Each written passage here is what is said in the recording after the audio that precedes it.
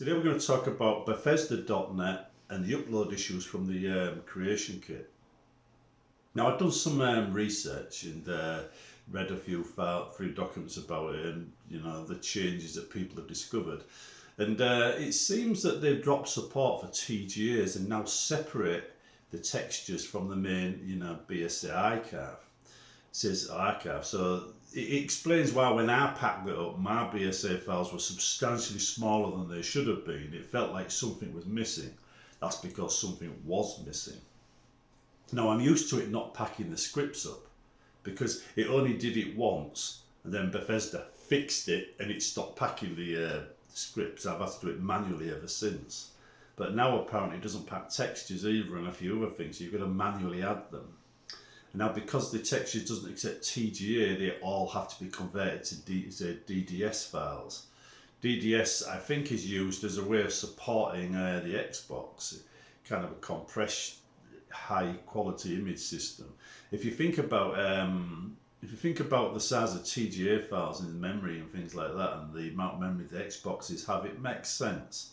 It makes sense to have these files compressed in the way where it wouldn't take up space. Also, if the texture archive is a separate archive, then it's very, very easy for Bethesda to just look at the archive and think that's too big for an Xbox.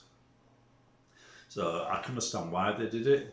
It does introduce problems for making mods, and quite frankly, it introduces a hell of a lot of way of messing up your mods when you're preparing for releases. So there's going to be a lot more broken mods out there as a result of that change than there would have been if they just left it alone. But the old system of the two archives, one archive and the ESM file or ESP file, says that still works. You don't really need to use the new system at all.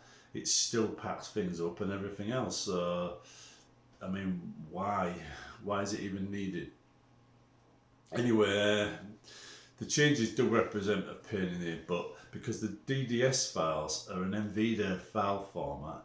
So you get the tools from the NVIDIA site, and the plugin only goes with Photoshop, although I believe it will work with PaintShop Pro, which is what I use.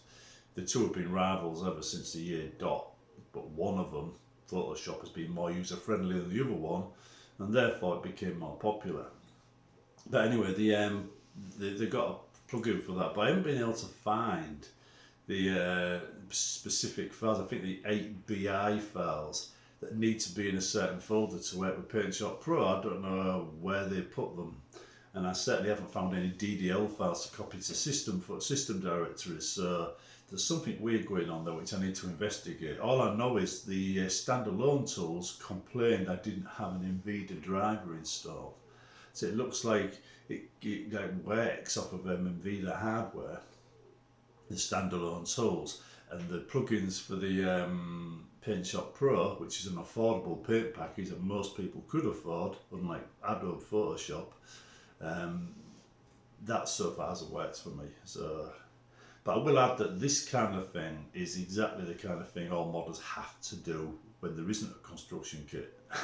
This is exactly the kind of process we go through when making mods for games with no tools.